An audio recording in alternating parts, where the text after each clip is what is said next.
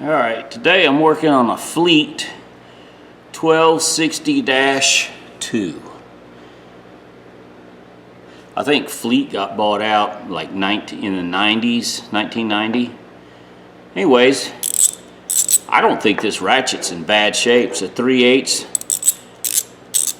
It's a little clanky, which I think that's just from that's just being dry. I think I paid $2 or $3, say $3 for this, which that's a good buy for just a 3/8 ratchet.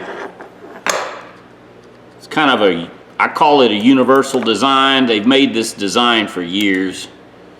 Everybody's got one. It's got this little ring clip, spring clip, whatever you want to call it.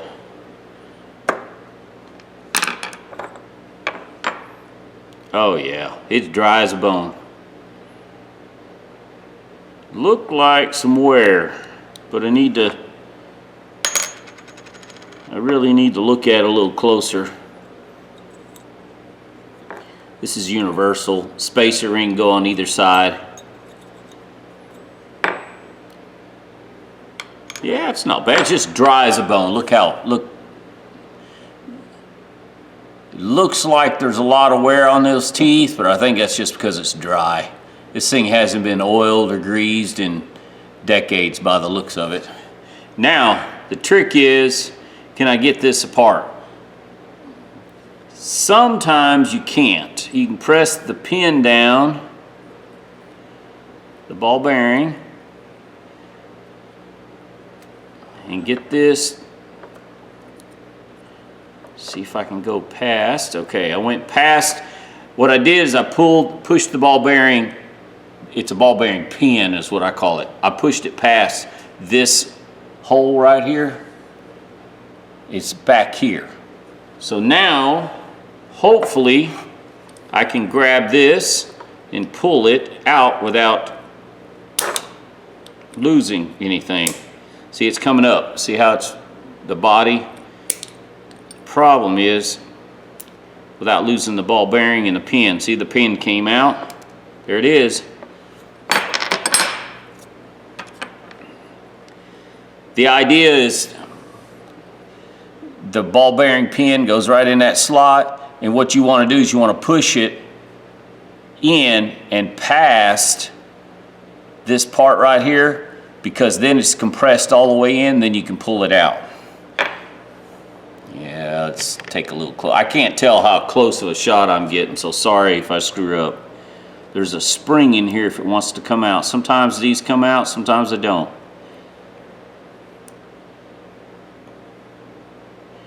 And this one, I don't want to put more pressure on it. Oh, there it is. It's just stuck in there. Look at that tiny spring.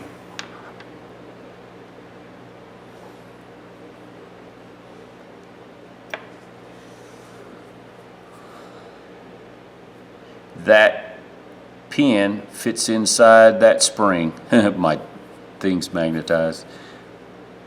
But that fits inside there, and then that pushes out, and that gives you that pushes on the back side of this paw right here and turns it. You slides left and right. Now, let's set that down just for a minute so I don't lose it. Let's get this paw out of here. There's a pin right there. Best way I have found to get that out of there, I got this magnet that I broke. It's a retriever tool. And usually what I do is right there, just like that, I pull the pin out.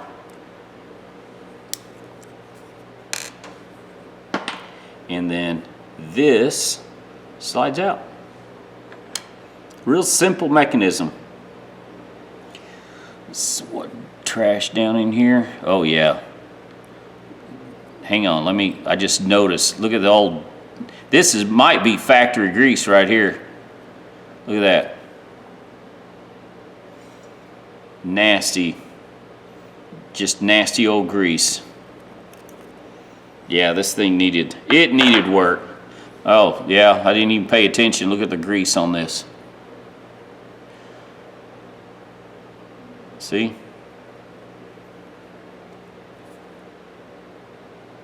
Yeah, this thing needed a good therapy. It'll be a good working tool. There'll be no problems with this one. It's just been dry for decades. I'm pretty sure this has been setting for probably 20 years. This thing's probably made in, well, I think they made this model from like mid 60s to mid or early 1990s. Yeah, 1960, probably 30 years worth. This thing's probably been setting for decades,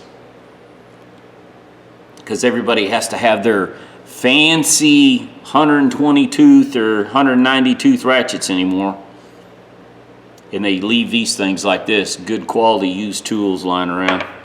All right, before we go any further, I am going to spray the spring in the pin.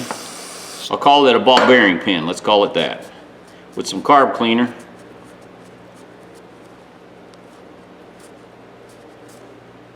Man, I got some cuts on my fingers. Woo! I had to remove some wall covering, or what some of you people call wallpaper, but it's vinyl, it's not paper this week. And that stuff is heavy duty. Looks like it's in pretty good shape.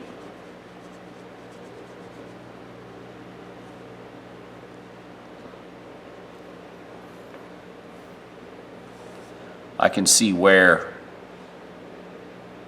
it was hitting dry. So once we put it together and lube it, it'll be okay. So what I'm going to do, so I don't lose either piece, trusty magnet, don't lose the magnet. Easily set it aside, I'm good.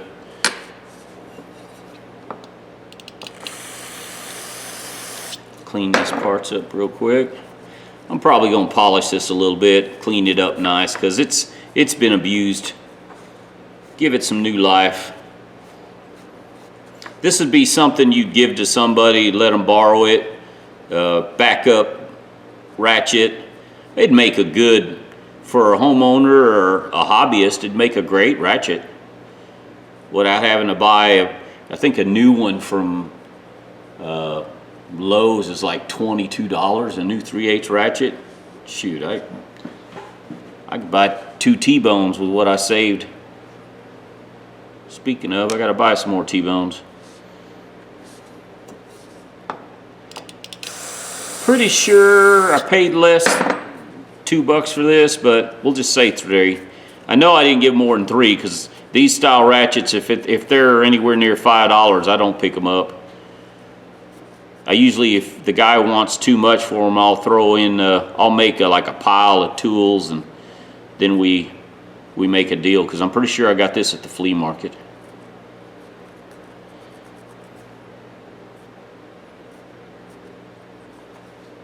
Let's see the teeth on this.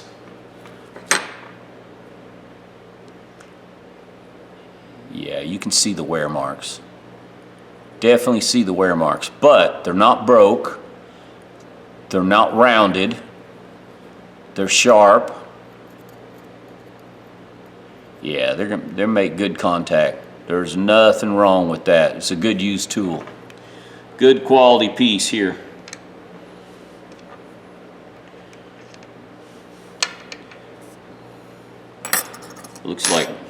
Looks like it was just sitting and needed to be cleaned.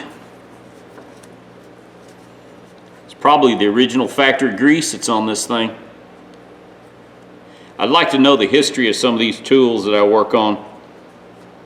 Like to know what they worked on, where they've been.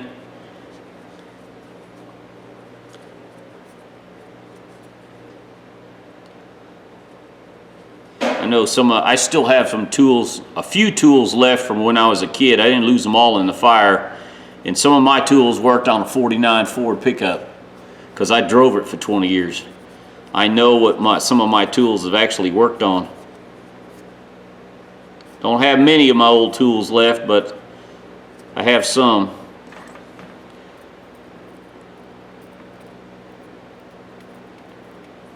Been just over 5 years now since my fire. For those of you who don't, beginning of the year, you need to check your your insurance policies on your home if you own a home, and for those of you that rent, you need to check your policies, make sure what they cover and what happens in it. You need to ask questions in an event that you do have a fire or disaster. How do you replace your tools? For those of us who make money with our tools, losing our tools is a big deal. Look at that, really not bad shape. I'm wondering how much grease is in there. Well, not bad at all. Still give it a spray here.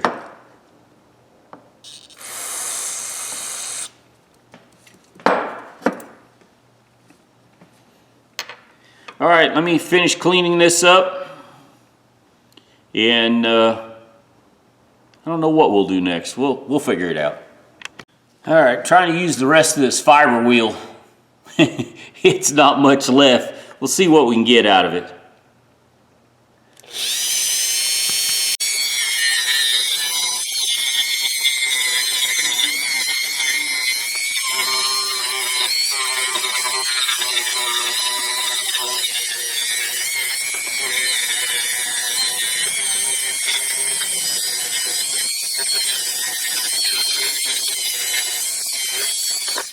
All right, guys, I changed the fiber wheel.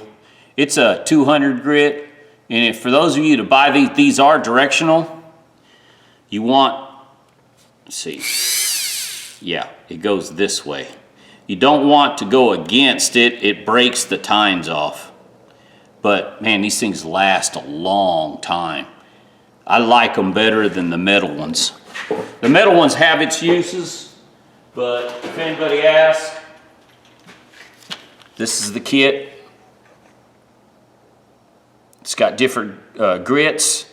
It's got plenty arbors that come with it. Really nice kit. 357 Mag Dad. I gotta give a shout out to him. He's the one that turned me on to it. One of his videos. If you guys like this kind of stuff, 357 Mag Dad has his channel is probably better than mine, I think. His videos are shorter. I show too much. My editing skill sucks. He's better at editing. But he has some good videos if you want to see some tools and some polishing. He does pretty good. He does really good, actually. I noticed some damage here. And I'm not sure how that occurred. There's a little bit of damage right there. I think, looks like a piece of metal or rock or something got in here while they were using it and caused that damage. It won't hurt anything. It's just that I always look at these ratchets and see if they've been abused. It will not affect, see, it won't affect the use of it. It's just there in that spot. And you can see, yeah, you can see the wear marks. It's shiny and it looks like it's rounded, but it's not. It's actually really tight and square. It's just well, when I say square, pointed, sharp. When I put it back though, I'll put it back in, I'm gonna put it upside down. It doesn't matter, it can go either way. That way now the wear marks will show more on this side. Anyways, just something I noticed.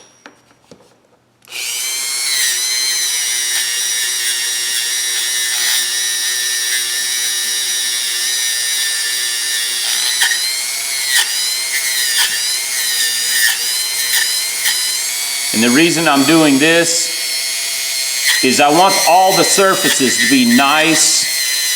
I want to give it the best chance of lasting as long as possible. Excuse me.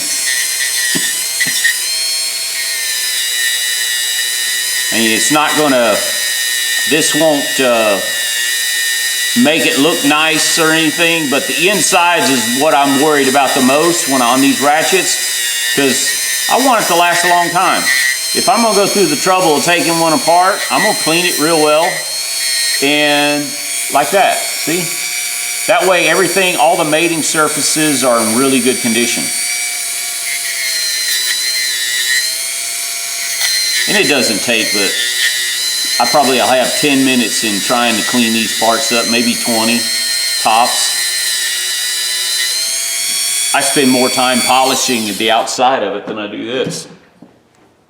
There you go. I just need to finish the outside here and we'll call it good. I wonder if I should put this on the wire. Yeah, that knurling's beat up pretty bad. It's almost like rusted in there. I think some of that's dirt and some of it's rusty dirt. Yeah, let's just take it to the wire wheel. Look at the damage on the head. We'll clean it up, make it look halfway decent.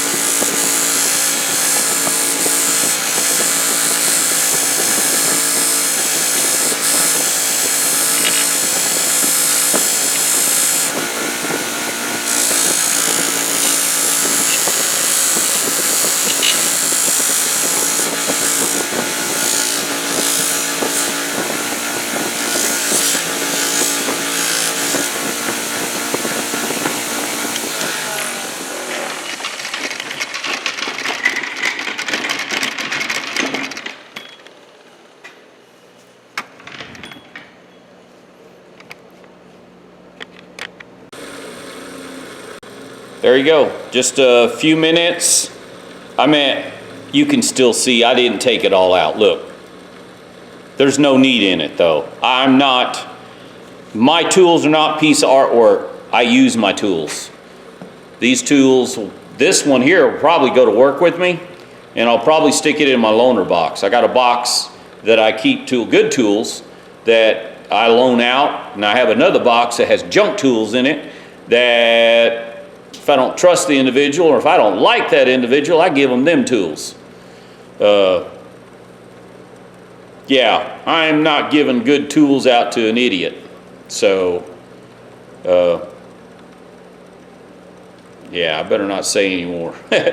Anyways, yeah, it doesn't take much to clean it up a little bit. I went from the wire wheel to the 1000 grit, or excuse me, 2000 grit polishing wheel. I went to the polished cotton wheel. I put some red, brown, whatever you want to call it. I think it's supposed to be brown. It looks red to me. Polishing compound, and then I went up to a dry wheel just to buff it off. That's it, nothing fancy. I mean, I can do a lot better, trust me. You can do really, really good jobs with polishing. There's no need in it. This is a couple dollar wrench that nobody will really care what it looks like, so long as it works. That's all it is. It's a good working tool. This is not a piece of art. So let me go. I got to rinse it off with some carb cleaner and then put it back together.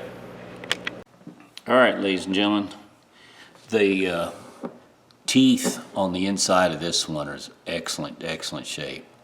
There's a couple of nicks and dings, but I think that's expected for something that could be, 40 plus years old. Could be close to 70.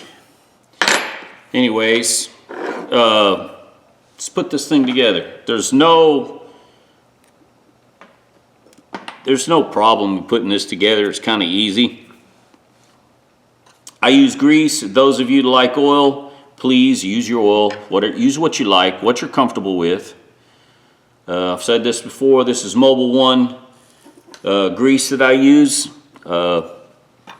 Facility I've been at for 36 years. I've been using this oil there, or this grease there, for that long on pump motors, and you name it, we use it on everything.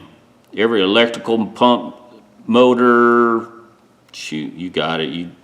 It's hard to describe how much motors we got running.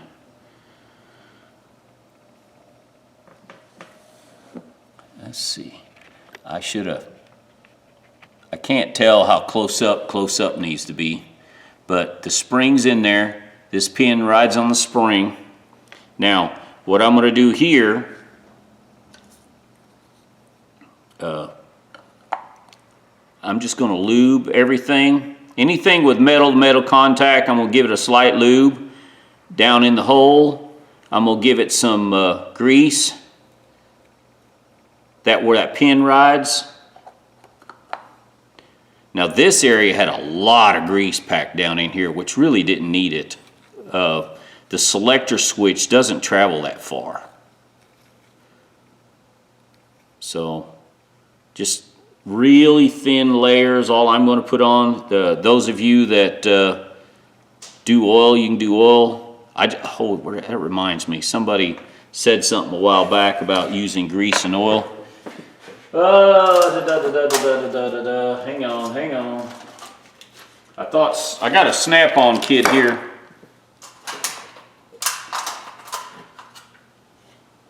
Here's all my spare parts. Yeah, here it is. I got a snap-on kit that I received a while back, and this is what they give in the kit. Super lube. So those of you that swear up and down by oil, why do the manufacturers give you grease? So use what you like. It irritates me when people say, you got to use this, you got to use that. Well, times that I've tried what people recommend winds up costing me money because I don't like it, and then I bought something I don't like using. So if you find something you like, you're comfortable with, stick with it. It'll save you money in the long run.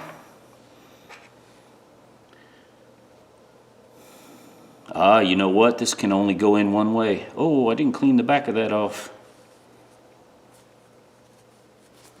Well, hang on a second, ladies and gentlemen. I'm getting there.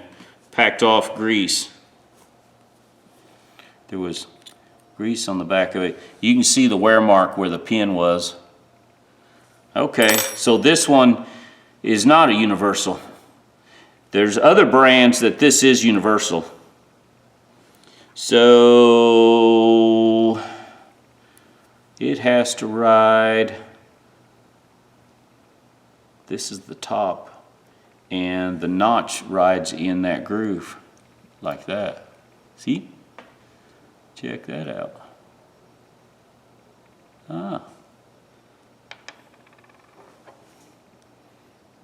So setting it upside down will not work. It has to go that way. Has to go, has to go. I put the paw in, and then there's the hole. The paw in the hole. All these have to line up. Just wiggle it around a little bit till you get it in there. I always have problems with this part. It should be simple. I was just gonna say it should be simple, should go right in, and there it goes. And this part is really simple. I do recommend, if you've never taken one of these apart, do it in a large gallon Ziploc bag where you can see what you're doing. And if this pin, because this is under a lot of tension, you'd be surprised how much that little tiny spring, it'll pop out and you may lose it.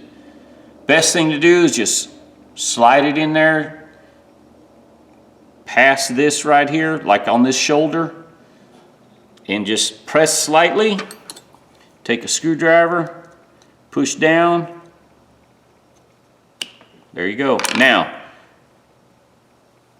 you'll pop out like that. Now you should be able to see it down in there. There, it shifts left and right, left and right. That's it. Real simple. Now, what I do here, I grease the ring gear. I call this ring gear. I don't know what it's called. I'm sure the manufacturer had it at the day. You can probably look up the patent on this and you could see what they call this. But I call it the ring gear. I just lightly grease it.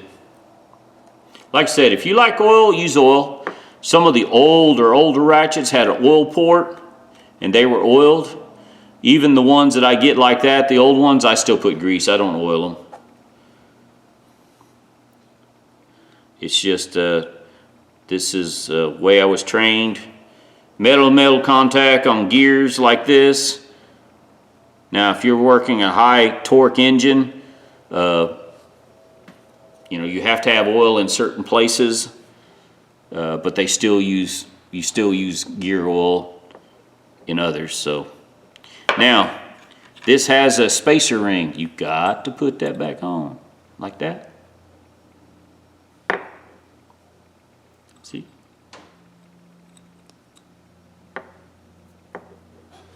That's it. See how smooth that is? Now, I can take it apart. Let's do this. Take the spacer ring off, spin it over, put it right there. And see this part? That's the spacer ring for the other side. That's how you think of it. Just push down on the gear just a little bit on the paw. That way it'll slide in. There you go. Either way, it doesn't matter. Now this little booger, sometimes I have trouble with this. Usually I can use my fingernail.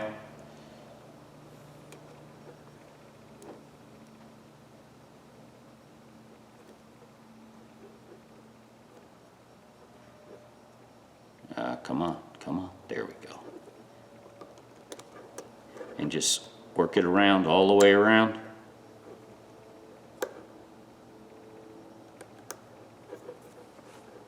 That's it. A lot quieter. Oh my God, this thing's so smooth.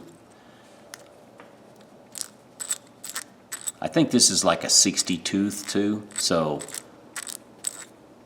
I didn't count the teeth. I'm not worried about it. It's a good ratchet. Not much. There's no play whatsoever. There's nothing there. That's 1, 2, 3, 4, 5, 6, 7, 8, 9, 10, 11, 12, 13, 14, 15. Yeah, I think it's a 60 tooth.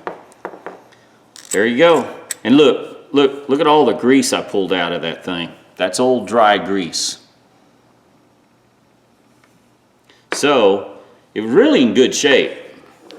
Now, only thing left to do, and sometimes I forget to show it on video, I usually drop a little oil in the what do you call the detent ball.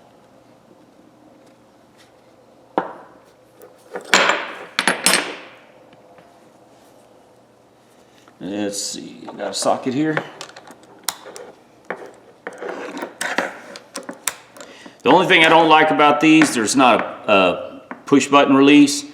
But that being said, normally when I do a job, if I do a job, I know exactly what wrenches I'm going to use, what socket sizes I need. So I stick 4 or 5 different ratchets out there with different sockets on it. It's like using a ratcheting box in. I set my sockets like I need them. I hate removing a socket off a ratchet when I'm working, especially if your hands are dirty and greasy. It makes it just hard to work with. Yeah, there you go, a Fleet 1260-2. Not bad. I mean, I cleaned, look, you can see some of that, you can still see some of the pitting. I did not take it all out. I didn't care. It's not, this is not a piece of art. Like I said before, this is a good working tool. That's all I want. Now, even though it is a good working tool, some people make fun of me waxing my tools. But I throw a coat of wax on them. One, to help protect them, keep them clean. Take some of the polishing compound off that's on there. And yes, I know. But those of you who don't know, I work in sometimes I have to work in a sterile environment. So some of the places I work, my tools have to be very clean. And for those of you that don't understand, it's laboratories, hospitals, x-rays, surgery suites. Surgery suites are the worst place to work. You have to have perfectly clean tools. Sometimes, depending on what's going on, they may be sanitized before you go in. And for those of you that don't believe me, ask somebody that works in a hospital. So, if you work in any type of medical field, all your tools, most of the time, unless it's a complete remodel, have to be clean when you go in. So all my tools at work look as good as this or better. So all my tools are high quality. All my tools at work are used. What most people would consider junk tools. That's what I work with at work. I do not buy new tools. None whatsoever. The reason being is I can buy this for less than $3, and the idiots that I shouldn't call them idiots, but some of the guys that I've worked with in the past would have thousands of dollars on their charge card and were griping, making minimum payments for tools, where I was walking around with cash in my pocket, doing what I want when I want because I'd saved my money. So, ladies and gentlemen, good quality tool there. I was going to show the design. Hang on a second. My videos are long. All right, just want to show you. The design has been around for decades. I mean, when I mean decades, I mean like 60, 70 years, maybe. I'm thinking I'm close. Yeah, it may be 80 years.